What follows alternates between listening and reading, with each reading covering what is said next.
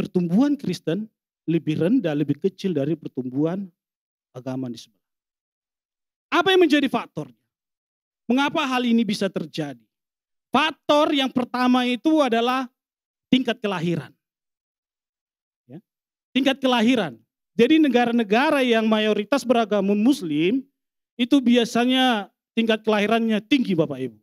Daripada negara yang mayoritas beragama Kristen. Ini faktor yang pertama. Faktor yang kedua ini yang mengejutkan nih. Faktor yang kedua, kenapa tingkat pertumbuhan Kristen itu tidak naik atau di bawah dari agama sebelah? Itu faktor perpindahan agama Kristen ke agama lain. Terutama di Amerika, Eropa, dan Australia. Bencana yo. Iya. Lalu apa faktor kekristenan memilih agama yang lain? Faktor kemiskinan. Ini yang pertama.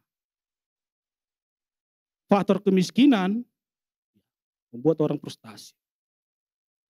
Mencoba suatu hal yang baru. Dan ini menjadikan salah satu faktor kenapa orang Kristen memilih agama lain.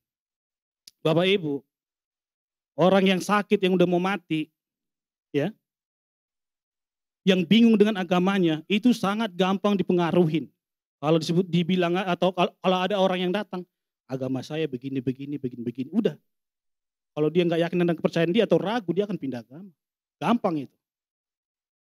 Dan faktor yang ketiga ini yang paling wow. Yang membuat orang pindah agama atau melepaskan keyakinan adalah faktor depresi. Faktor masalah yang dialami dia dalam kehidupannya. Baik itu karena harapan dia tidak tercapai, baik itu karena cita-citanya tidak tercapai, ya. Apa yang dia inginkan tidak tercapai, atau dia kehilangan orang yang dikasih dia depresi, dan ini mengakibatkan orang tidak percaya kepada Tuhan, bahkan pindah keyakinan. Ada juga Bapak Ibu, orang yang gagal menikah, atau saya agak nunjuk, yang belum menikah. Ada orang yang depresi karena itu Bapak Ibu. Kalau saya belum.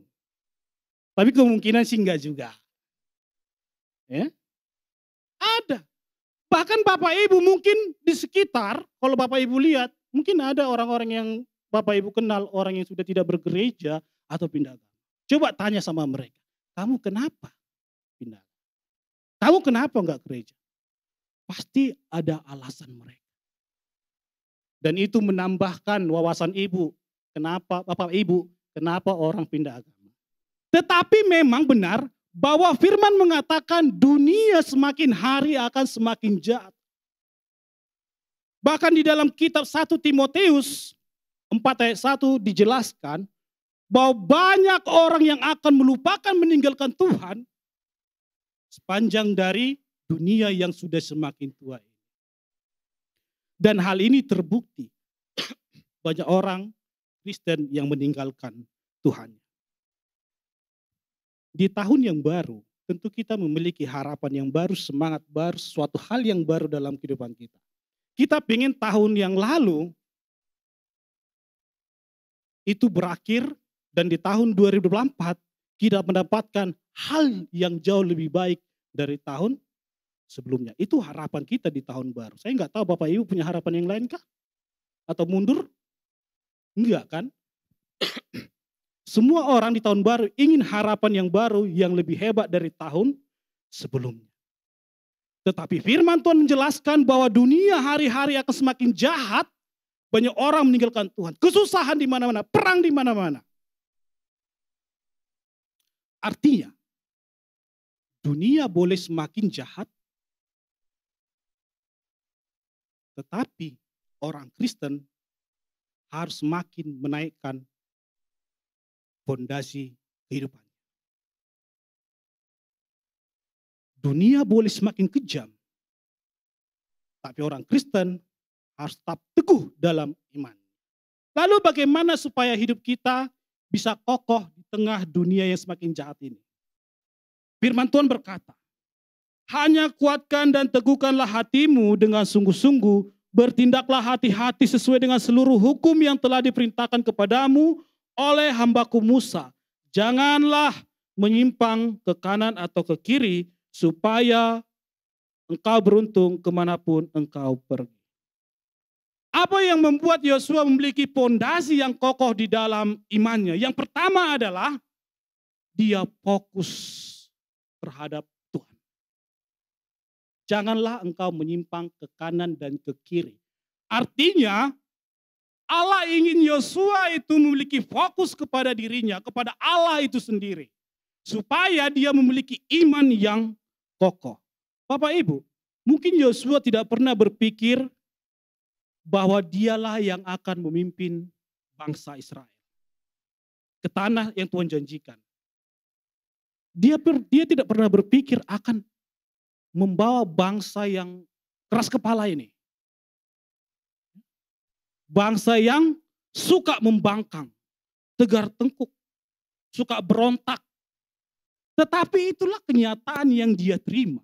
Bahwa dia harus melanjutkan tongkat kepemimpinan Musa. Mengingat bahwa jumlah dari orang atau bangsa Israel pada saat itu yang harus dibawa itu jutaan. Ditambah dengan sikapnya yang bangsa Israel sikapnya yang suka membangkang ini, ya, ini menjadi suatu tantangan yang berat bagi Yosua. Bahkan Musa yang pada saat itu aja harus gugur. Tidak sanggup atau tidak bisa membawa bangsa Israel ini ke tanah yang Tuhan janjikan. Karena pada saat itu Allah berfirman kepada Musa, Mus, berbicaralah pada batu itu biar keluar itu air biar minum bangsa Israel. Tetapi apa yang dilakukan oleh Musa? Dia memukul bahkan sampai 2 kali.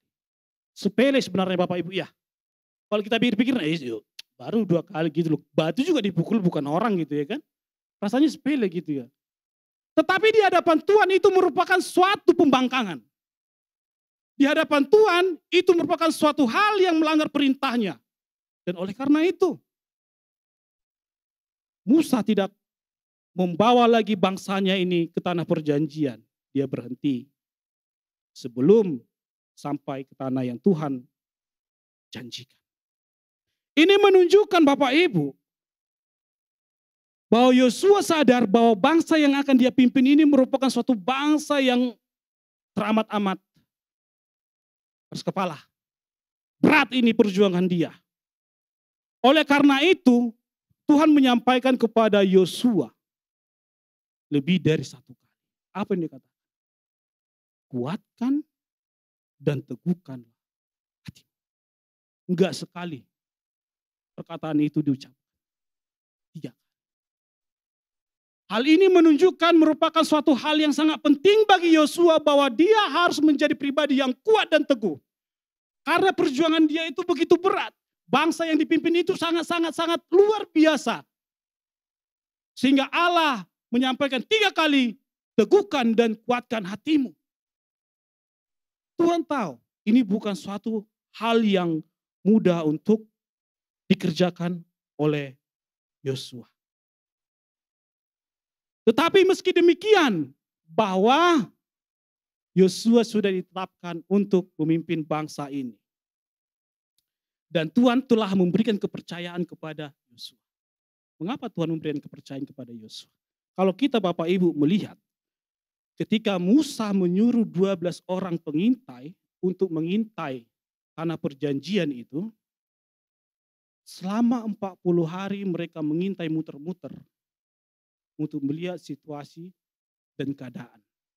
Mereka pun melaporkan tentang situasi dan kondisi yang ada di tanah perjanjian tersebut. 10 pengintai mengatakan kepada Musa dan kepada bangsa Israel, mengerikan. Yang kami lihat di sana adalah orang-orang yang tinggi besar memakan manusia. Mereka ketakutan. Tetapi ada 2 orang, yaitu Yosua dan Kaleb, mengatakan kepada Musa dan bangsa Israel. Benar bahwa orang-orang di tempat itu memiliki perawakan yang tinggi, mengerikan, serap angker. Tetapi tanah itu adalah tanah yang subur. Tanah yang penuh dengan kelimpahan. Susu dan madu banyak. Yakin dan percaya bahwa kita bisa menaklukkan bangsa tersebut. Dari hal ini Bapak Ibu, Allah melihat bahwa Yosua layak untuk dipercaya. Untuk mengemban tugas membawa bangsa Israel ke tanah perjanjian. Hingga akhirnya Bapak Ibu, dia pun sanggup membawa bangsa itu ke tanah yang Tuhan siapkan.